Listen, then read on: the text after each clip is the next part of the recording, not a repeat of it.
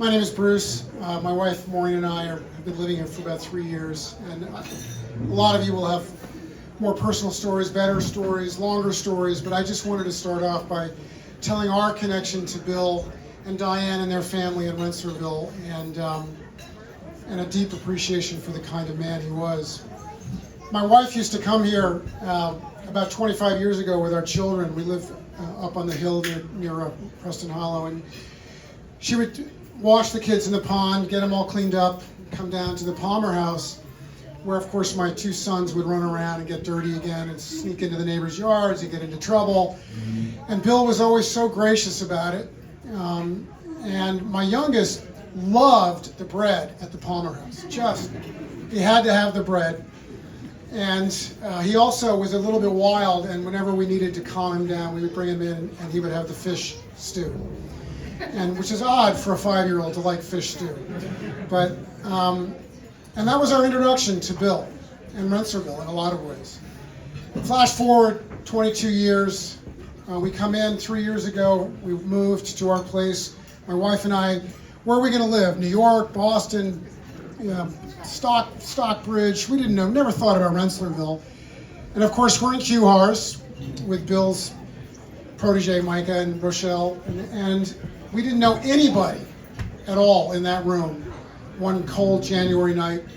And Ramona ran up and jumped into my wife's lap and ate her French fries. And it was a sign. And after that, we met Diane, we met Marissa, we met Eric, we met Bill. Bill and I became very good friends. We had shared a love of history. And then we had them over for dinner, trying to figure out still where we're going to live. And Diane and Bill and Eric and Marissa and Ramona came over. And Bill brought my son, who by this point was diagnosed with celiac, gluten-free baguettes. And my son, who loves the bread from the Palmer house, got to re-establish his unknown relationship with Bill and his cooking. And the two of them sat there for at least an hour and talked about cassoulet and cooking, and Bill took a deep interest in my son.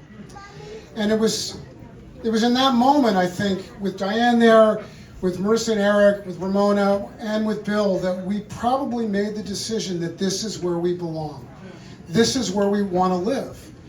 And it's because of your family. It's because of Bill, in a lot of ways. And the thing that dinner brought home to me was the extraordinary gifts that he had.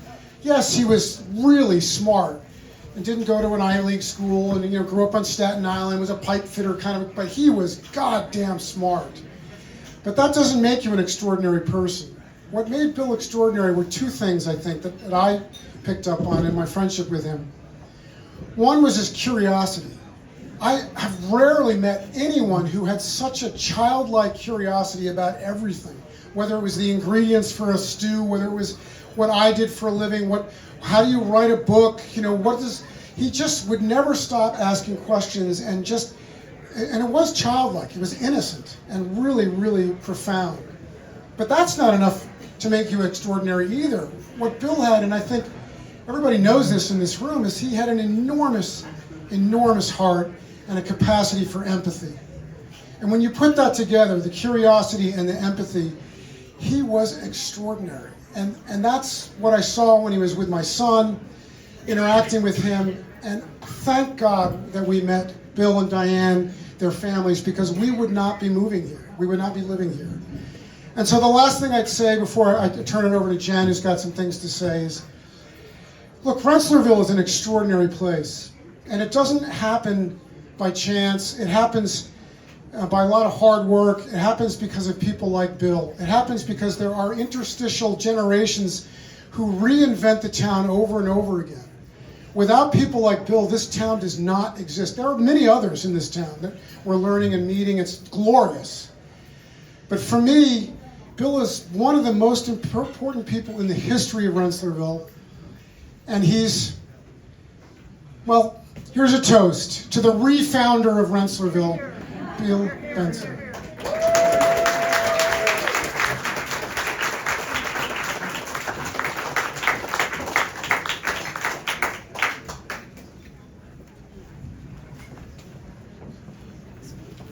Thanks, Bruce. I'm going to put this down. So we can see that there's going to be a theme. And I can't speak as well as Bruce, so I had to write. But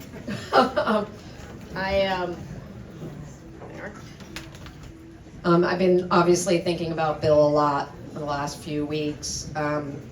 And a lot of thoughts came to mind. And it's kind of hokey, but I'm going to say it anyway. I'm a little embarrassed by it. But also a song came to mind, and it's the theme song from Cheers. But it kept popping into my head this week, and particularly the "Sometimes You Want to Go Where Everybody Knows Your Name, and They're Always Glad You Came." The other words that came to mind are comfort, nourishment, and sustenance.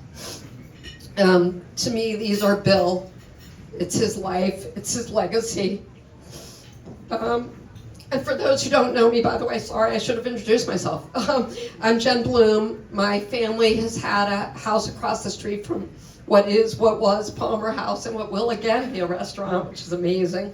But we've had that house for 37 years. So, with the exception of a couple of years, the entire lifespan of Palmer House, my family was across the street. And this community is what it is and has been for 40 plus years because of Bill, the calm and focused person, his food and his restaurant. Bill fostered community and comfort through food. I want to use my family, the Bloom family's relationship with Bill, and Diane too, as a tiny microcosm of an example of Bill's impact. Living across the street from Palmer House was a godsend for my parents, while my mother was an amazing hostess with grand dinner parties. She was not an amazing cook.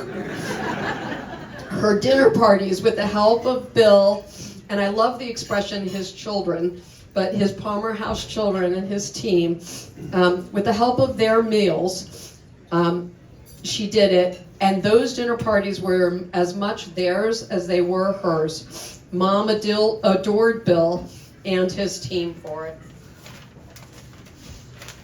Crossing the street to the restaurant created lovely Bloom family memories, some big and some small. I was in my 20s when Mom and Dad arrived here, but I feel like I grew up over Palmer House meals. Again, remember, my mother was not a good cook. These memories are part of our family fabric. Whether making new life friends here, hosting a family celebration, or just hanging out with the boys consuming all of the cajeta they possibly had in the restaurant. Or Paul learning how to stuff a chicken with ramps and chop garlic the right way in Bill's cooking class. Bill, with his team, gathered here today, and also a tribute to Susan as well, built a place of comfort and company. The food was fabulous, the community just as good. Just think Stumptish. Perhaps the best example I have of Bill's impact on my family, though, is this. I am not sure my dad would have stayed living in Rensselaerville after Mom died in 2012 without Bill. Until its closing, my dad still crossed the street to eat at least once a week after Mom's death. Again, finding community and comfort. At Palmer House, my brothers and I took comfort knowing that at least weekly, our single elder dad would be fed well at a place where everybody knew his name. After the restaurant closed, and when Dad's health declined, Bill and Diane continued to nourish him. They were quick to prepare regular Barbara Bloom-styled dinner parties at our house. Bill brought the food, cooked the food, invited the guests. Well, maybe Diane invited the guests, but and it was amazing. The amount of grace and generosity in doing so is without measure. They simply helped sustain my dad's joy here, and my brothers and I are eternally grateful. These are examples from just one family. The breadth of Bill's gifts to our community is huge, and I hope we will continue to live by his example and emulate his kindness. I have two final thoughts or mentions. First, when Gus and Jesse, When Gus and Jesse bought Palmer House, they had the good sense to preserve the special wallpaper mural, it was in the video, that Bill had commissioned years earlier. Paul and I bought this wallpaper at a fundraiser for Conkling Hall 2 years ago. This, here, Bill, Bruce, this is just a small piece of it. Paul and I plan to hang this paper this winter in our home. I wish we had done it sooner, obviously. But this will be an homage to Bill. And last, it's a fun and happy fact to mention that my parents landed in Rensselaerville in large part due to Diane and Dennis's presence here. Diane and my mom had become friends through work in the mid-'80s, and my parents stayed with them while house hunting.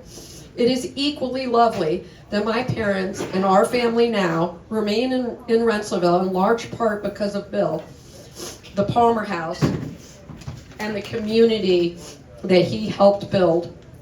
That Bill and Diane landed together these last years is so wonderfully heartwarming to all of us. Rest in peace, Bill. A life of food and community well lived.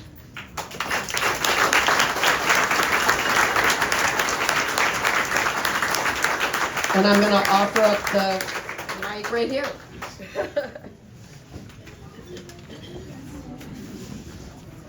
Good evening. My name's Tim Linane. I am Susan's youngest brother. I met Bill first in the wild and crazy 70s in Staten Island.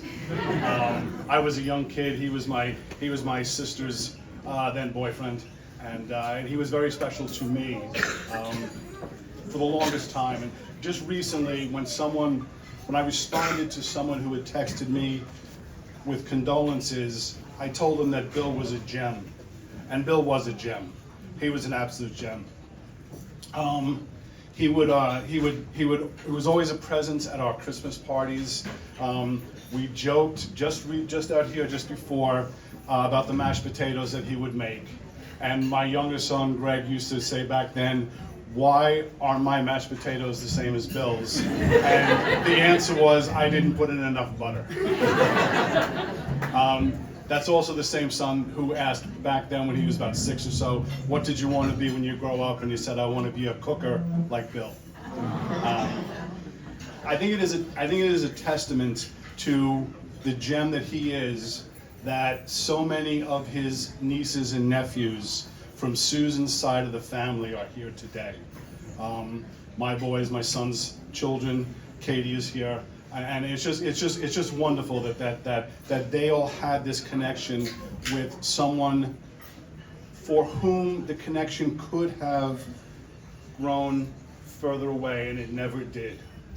I spoke to him not nearly enough on the phone, but it was always wonderful to talk to him. And someone else had mentioned earlier when they were first talking, Bill knew a lot about some things and knew something about everything. And if he didn't, he asked you what you thought about it, and one of the most wonderful things was his ability to sit there and listen to you talk and ask questions that were pointed and clearly an indication that he was listening to you and taking in what you were saying.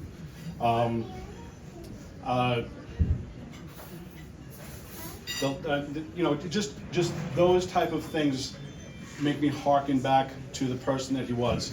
When Susan passed away, and Susan was very dear to me, when Susan passed away, Bill came to me sometime after that and said that he had met someone, and he wasn't asking me for my okay, but he wanted to let me know that this was happening. And I said to him, I don't care what choices you make. You were wonderful to my sister for so many years and so many difficult years that all I want is for you to be happy. And he was happy. And Diane is proof to me that he found the happiness that he wanted, and he fulfilled my wish for his happiness. Thank you all.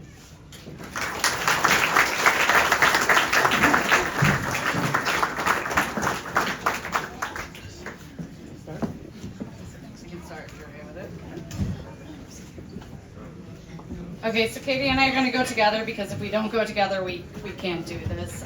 One of my biggest regrets was many years ago when we did all the flower arrangements for Susan's funeral that I could not speak because I couldn't vocalize what these two people have meant to me over the years. And my parents are shit. They're terrible. And Bill knew that from the second he met me, and he just kind of had this Goodwill Hunting moment and took me in, and he is legitimately my father. And he is my father. And I can't express how much he's meant to me over the years, and all the years here in Rensselaerville, and then going to Vegas, and him coming out and helping me set up restaurants. And it's really been just a true pleasure being here. You guys, hopefully everybody enjoyed the food, but like being back here and cooking with Katie, cooking with Micah, cooking with Garrett, Leah, the Mary, Jaren, the whole team of like, we all came up in this business kind of together. And I don't know, maybe it's time for me to come home, but maybe Bill.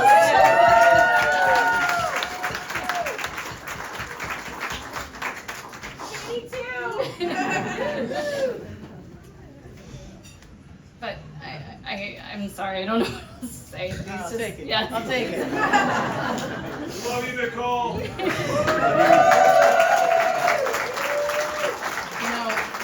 There's something about kitchen people, and all of us, we tend to stay in the back of house for a reason. So, and I am in no way a linguist, so if I muster through it all, I'll try. And Nicole is so right that he had a proficiency for wayward children, as it were. And I know that all of you are so lucky, because if Bill, especially if you were a young person who needed direction or love or just someone to listen, he listened so truly, with absolute intent. And as you become older and you start to learn lessons in life, intention means everything. And he's someone who always did everything with intention and love. And that's a really true, important lesson of growing up, because we all get lost in those things. And I know, I'm so grateful, all of my cousins have these wonderful experiences, and all these children have come through the restaurant, have all these great experiences. And I spent almost all my life with Bill, all my childhood. He gave me so much. He's my uncle, and I have amazing uncles. I have an amazing family. I'm truly a blessed young person, and I'm truly a blessed human being. And aunts as well, people who loved me and adored me and made me feel wanted and listened to. But Bill was just this special being, because, we had 6 families running a restaurant, and someone had to watch a child.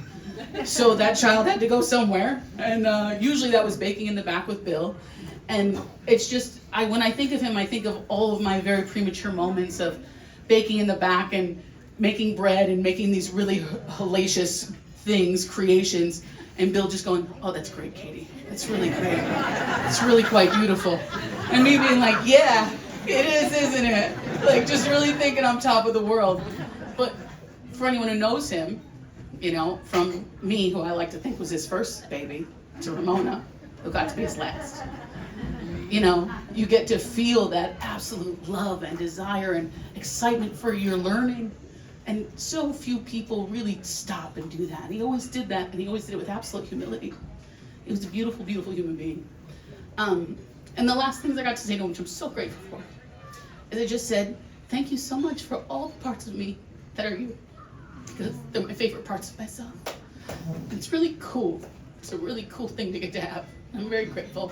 And I'm overwhelmingly grateful for his last chapter, which we've shared privately, and I can't go into it, but I double Tim's sentiment in every way, and my entire family does. We love you. We're very grateful for the new aunt and the new cousin and my new niece, my new cousin-in-law. You're incredible people, and I couldn't have asked for better. And I couldn't have asked for better in this community. And like Nicole said, we keep getting all these things of, "Are you going to come home? Are you going to come home?" Yes, we are. But who gets to leave a community for 15 years, 25 years, and you come and you walk in a building of 300 people and they all say, "We love you, we miss you, and we want you back." It's only here. It's only here. And you're all incredible. Like, you're all incredible. I've traveled the world and there's nothing in the whole world, and so many of you know this, but I just have to say it, like there's nothing in this whole world like this community. The most beautiful people in the whole entire world. So thank you for this moment, thank you for this week, and thank you for all of our family and all the kids who came to the Palmer House. I wish you could have all been in the kitchen with us, but it was a truly spiritual, awesome experience. We laughed, we cried, we drank, we cooked, and we all sat around and we tasted. We said, oh, that's Palmer House. No, that's not right. We gotta fix that. And we just wanted you to walk in and have that with us for 5 minutes. So if you did, then we did a great job, and I think he'd be so happy. He'd be beside himself, and like we said, almost even embarrassed, right? So thank you for showing up. Thank you for showing up with intention, and thank you for loving.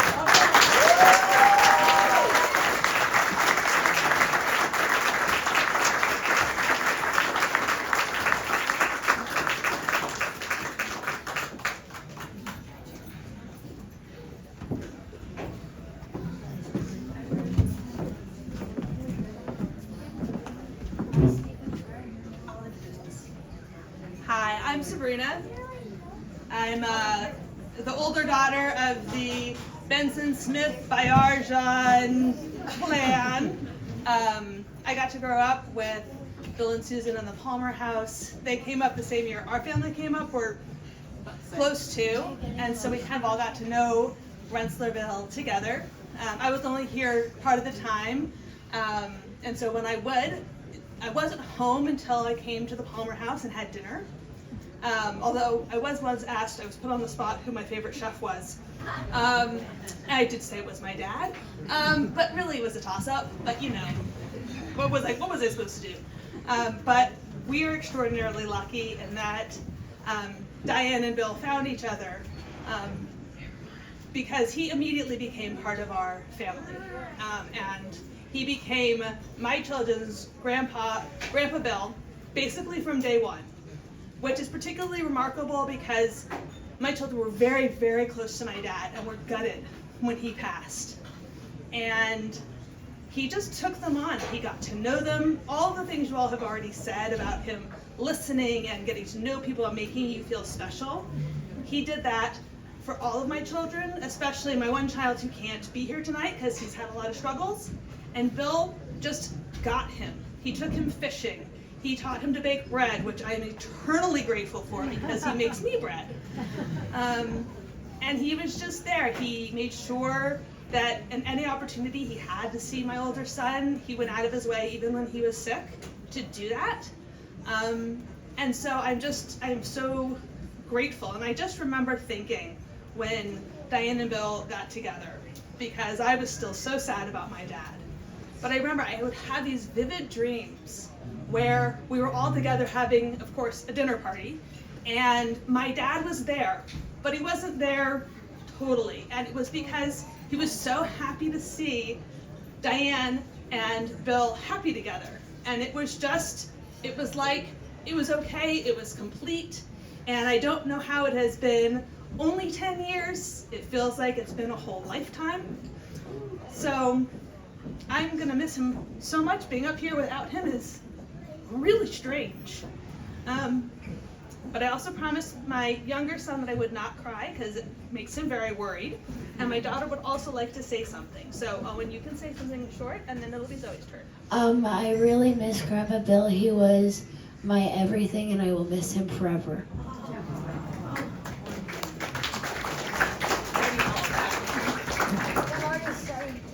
I don't know how to follow that. But like my mom said, Bill's just always been Grandpa Bill. We were like 4 or 5 when Grande passed away, but it feels like Bill's just always been such a steady presence whenever we come up here. The first time me and my twin brother, who's not here, had our birthdays here, he made sure that we had 2 separate, very elaborate cakes. My brother had this super fancy strawberry cake, and then I had a chocolate cake, chocolate frosting, chocolate cake, and then what I thought was very awesome little pieces of chocolate sprinkled on the top, because he knew it was so important for us to have that and for us to be different people, since we were twins and a lot of people just grouped us together.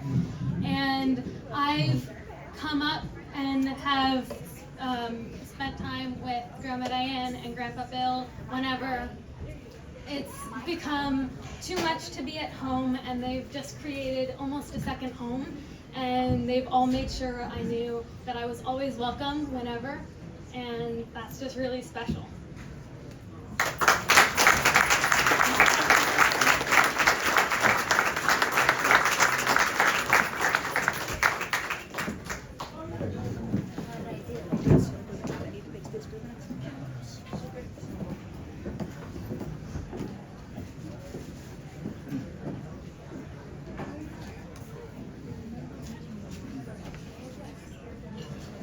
Hi, my name is Joe Maloney. I was the executive chef here for about 20 years.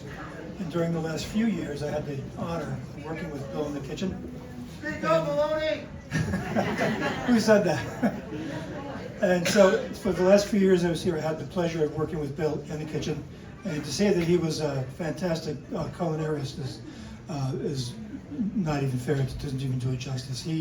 His approach to food made me learn a lot more about food than I thought I did. It wasn't just food on a plate for Bill. It was food that meant everything together. Dad told a story. It was geography. It was religion. It was seasonal. It was everything you could think of that made sense on a plate. Bill always strove for that. And so for that, even though I was an executive chef and he was a sous chef, really the roles were reversed, because I learned so much from Bill every day. I learned about his purest attitude about food, about how you shouldn't take shortcuts and make sure you take things seriously. And so I really wanted to say that Bill is not only a fantastic culinary person, probably the best I've ever met in my entire life, but he was also a humble and kind person. And every day I worked with him was a blessing. Thank you.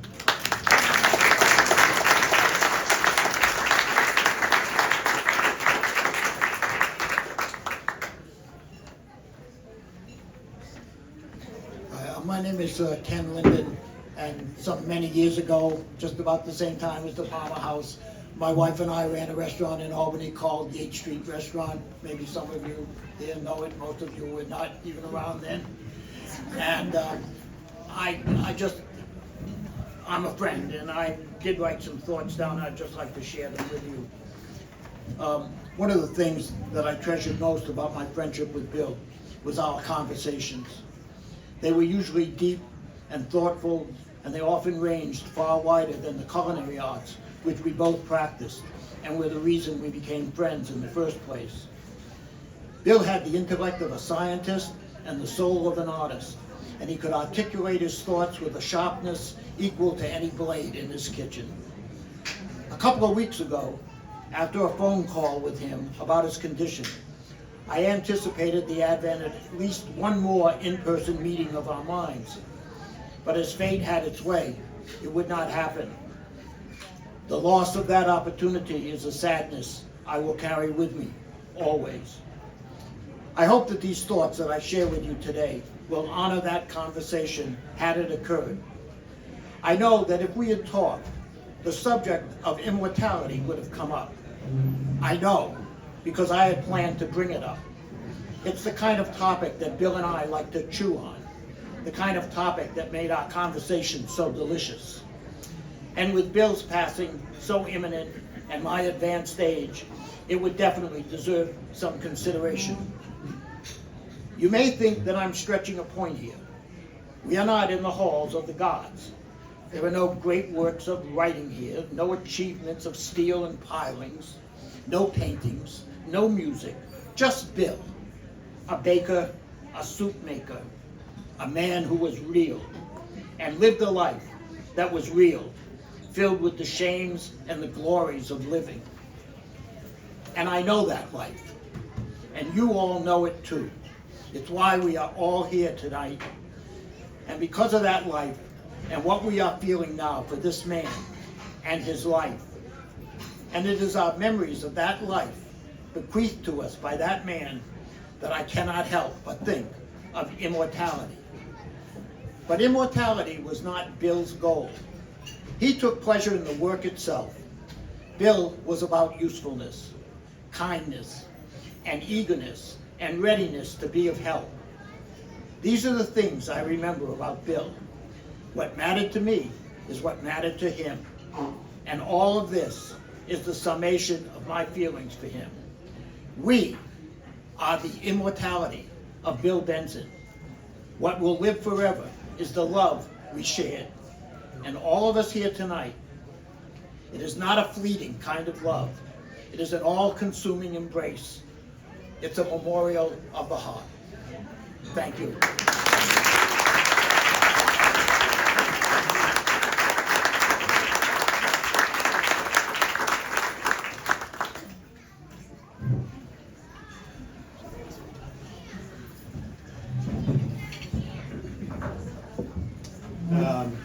My name's Eric Pedersen. Bill is my father-in-law. I'm going to keep this short because I really want to get through it. We moved here in February of 2022 from San Francisco. We were building a house. I had to go back to San Francisco about 5 days after we came here to pack up and get our stuff packed up so we could move across country, sorry. And Bill drove me to the airport about 4 in the morning. I was nervous. I just left my family here, and he said, "Don't worry, I'm going to take care of them." And he did, and he never stopped. And I don't know what we would have done without him, but I'm really going to miss him. I'm really going to miss him.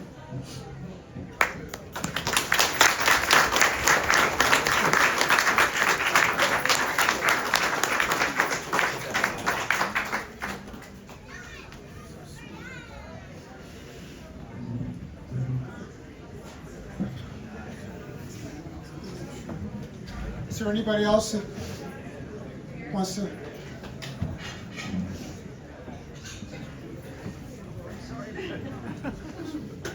Let me just quick tell one Bill story. Sure.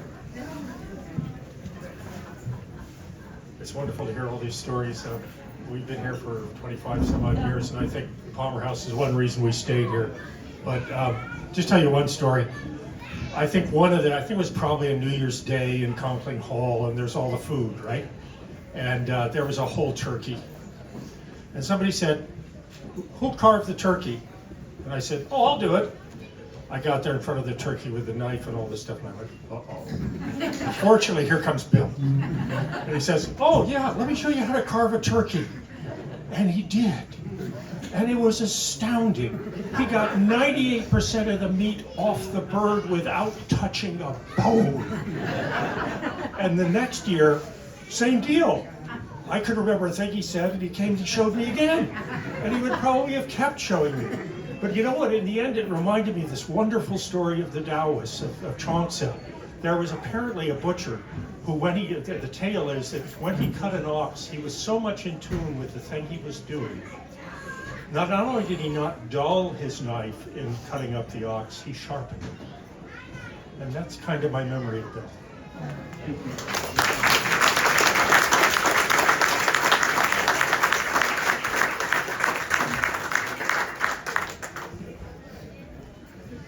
My name is Bernadette. I've been here for a few years. And the gentleman who just spoke about immortality, I don't know if it's still wrong, coming in here and looking at the gift and the present from the students, for the people that Bill has given so much for generations, and their way to give to us today. I saw the buffet and I say, "Oh my God, this is Bill. It is beautiful, it is rich, it is generous, it's full of diverse colors and taste." And I can imagine him telling me, "Bernadette, this is coming from there, and do you know this part?" And I cried because we miss him, but he's in all of, so this crazy James Bond movie not long ago, and we would put things in the DNA of everybody, and we would transfer that DNA to other people. I think it's a DNA of generosity and kindness and curiosity for sure. And look at us. It's here all around, and so it is immortal. It's hard, we cannot hug him directly, but thank you, Bill.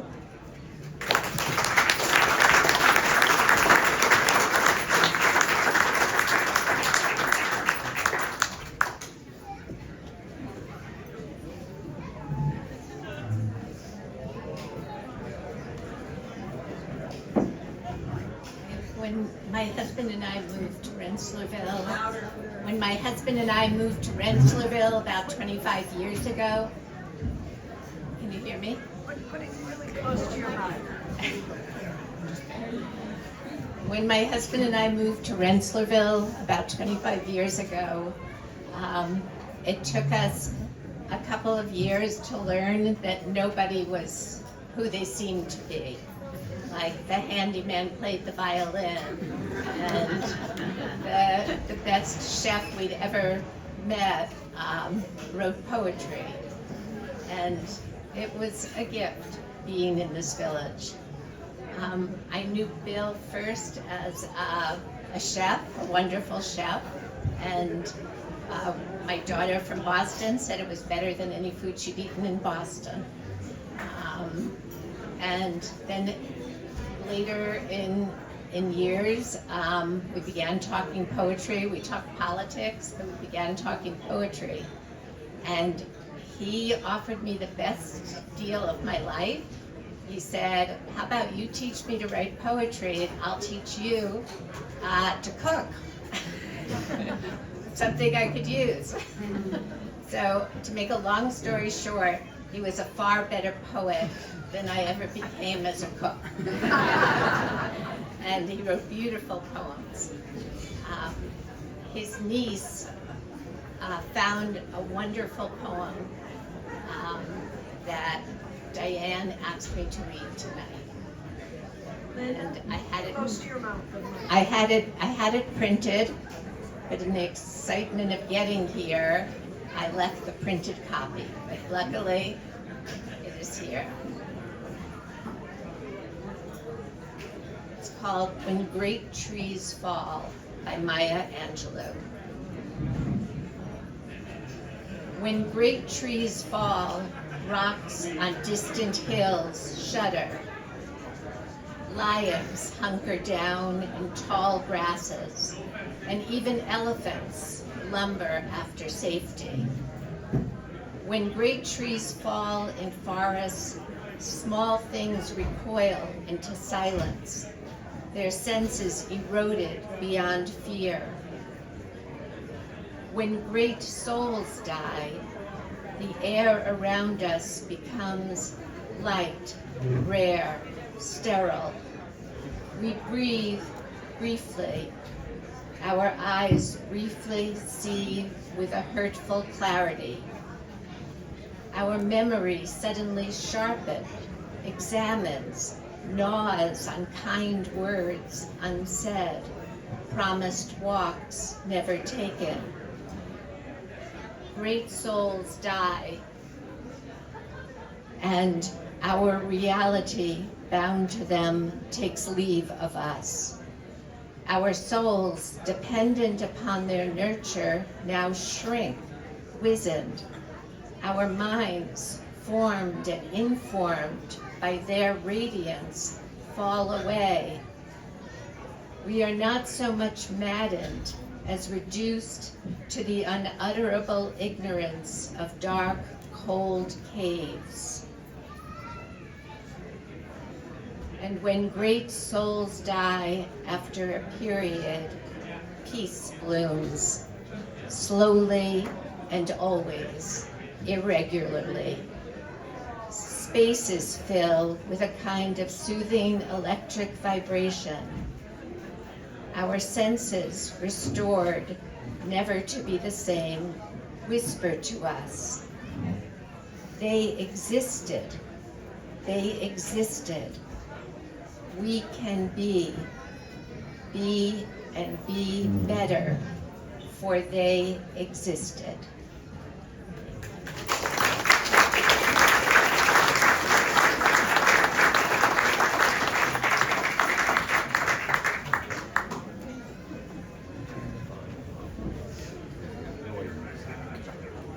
Hello,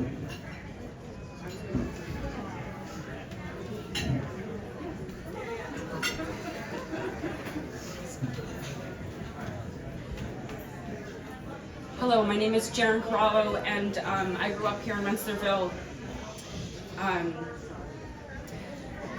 Once in your life, if you're lucky, you experience a transformational space and transformational people.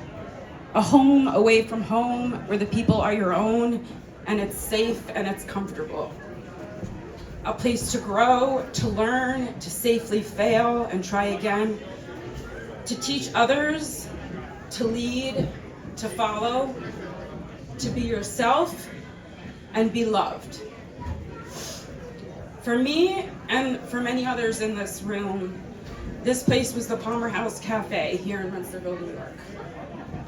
At age 14, I decided I wanted a job at the fancy restaurant down in my village. And it was one of the best decisions I've made in my life.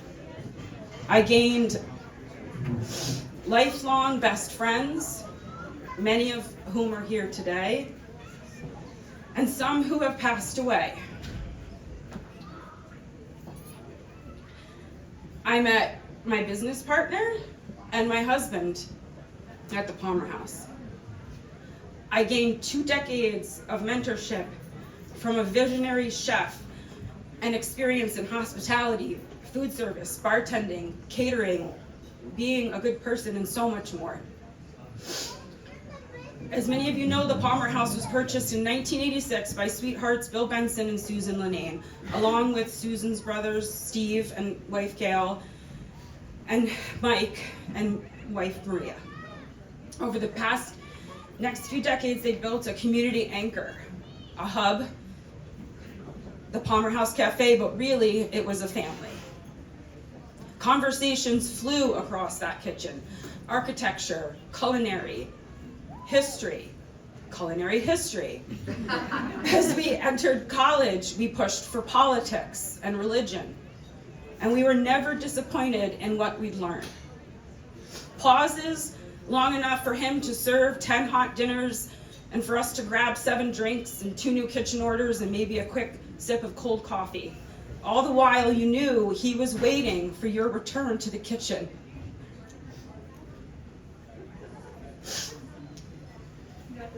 When a moment of quiet would allow for the conversation to continue. And he rarely missed a beat, peeling back layers of context and digging deeper until the shift ended. A pioneer in farm-to-table cooking, the restaurant and catered events drew crowds from cities and countrysides alike. We all had our favorite dishes. The Parmesan vinaigrette and Romagna crepe were mine. Our favorite table or spot at the bar or behind the bar. Not only did they feed their employee family, all of us, a hearty meal after every single shift, but some evenings before we went out on the town, he always made sure that we brought extra food with us to soak up the wine that he knew we'd drink. We have memories of late night dance parties and ghosts in the kitchen, cool in the basement and cake in the walk-in, smiles and smokes on the back porch, laughter and endless cups of coffee. Recipes discussed, cherished, passed down, living on. No matter how far away we traveled, we always knew we could come back to a job and a boss excited to hear about our adventures. He supported and encouraged our travels, and he influenced many, many futures, not just at the Palmer House, but also during his time at Schenectady County Community College. And he taught culinary arts and inspired a generation of farm-to-table chefs. Each December, before Susan got sick, when we gathered for a holiday party, thoughtful wrapped gifts were given at the end of the evening to every single employee. Gifts Susan had picked out. Beyond the Palmer House leadership, Bill worked for the Rensselaerville Water District, a volunteer gig that at the time I had no idea who was so involved. And only now, many years later, do I truly understand just how much he did for this place. Countless meetings, late night calls, brown water, mystery leaks, and broken pipes, and gallons of water. And last year, he completed his final season of a make-your-own gingerbread cookie event at the Rensselaerville Library. We lost a part of our family last week, and it hurts. This place will never be the same without him, but we are so lucky for that. And thank you all for being here together to celebrate him so we can create one final everlasting, joyful memory with Bill.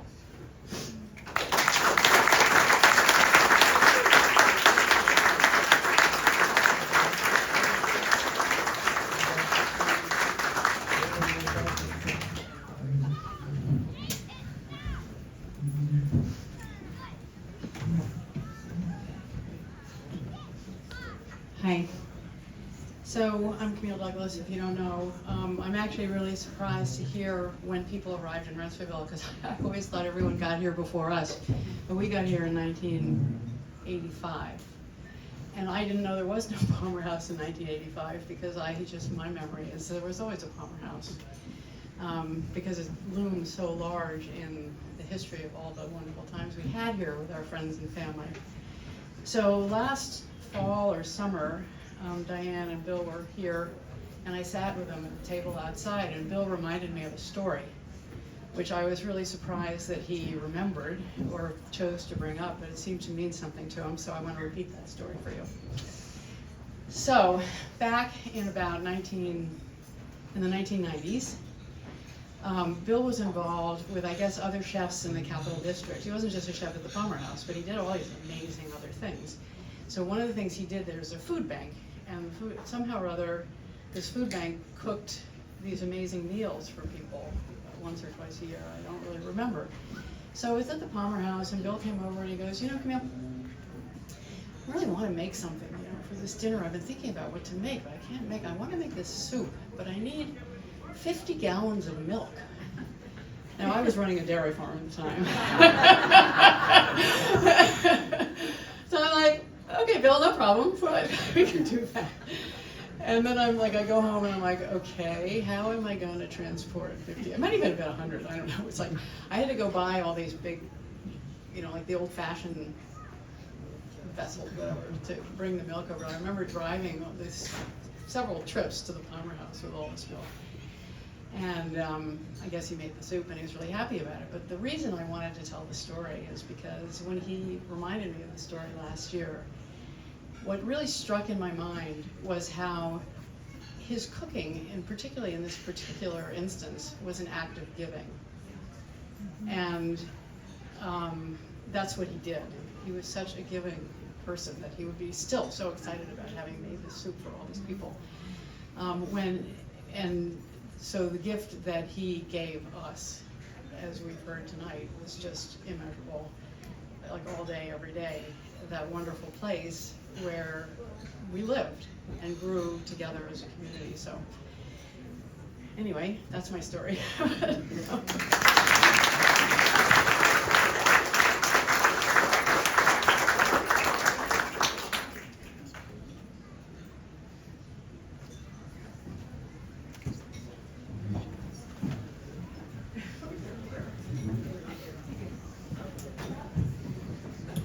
Hello, everyone. I don't have a speech, but I'm from Rensselaerville, and I met Bill when I was 4 years old.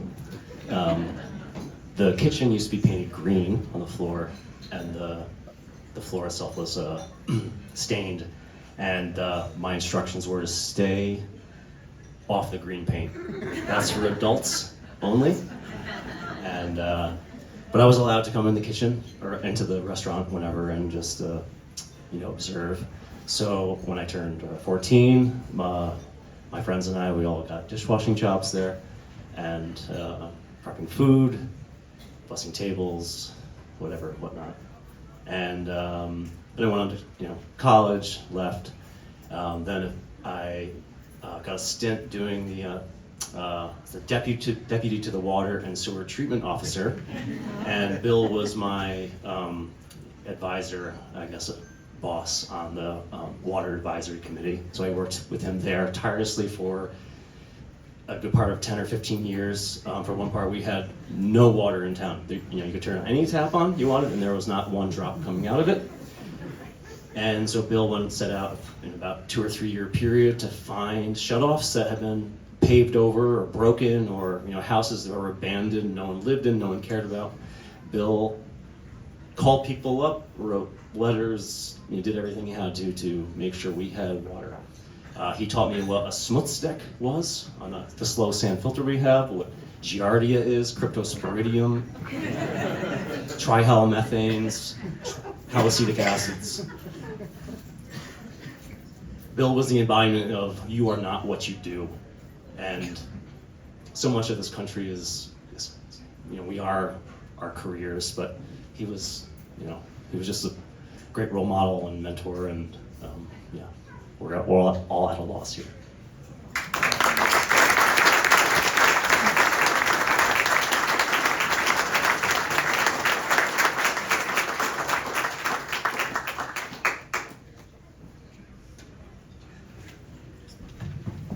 Anybody else want to come up and